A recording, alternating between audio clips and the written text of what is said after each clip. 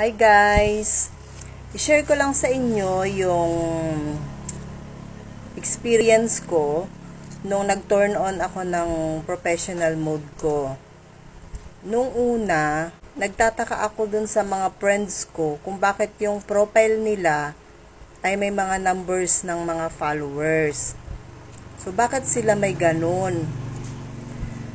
Nahiya naman akong magtanong kung bakit may ganun yung kanilang profile. So, ang ginawa ko, nag-search ako.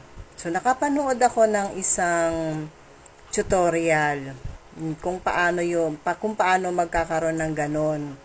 Ganun lang pala ang gagawin. Ito turn on lang pala yung ating mga professional mode. So, kung gusto ninyong maging isang content creator, so kailangan nyo lang turn on ang inyong professional mode. So, kung hindi pa ninyo alam kung paano ito gawin, ituturo ko ito sa inyo kung paano. So, let's watch this. Click nyo lang po yung picture dyan sa inyong Facebook account. Click yung tatlong tuldok dun sa gilid. I-click nyo lang po yung turn on professional mode. I-click nyo yung turn on. Sagutan nyo lang po lahat ng mga information dyan tungkol sa inyo.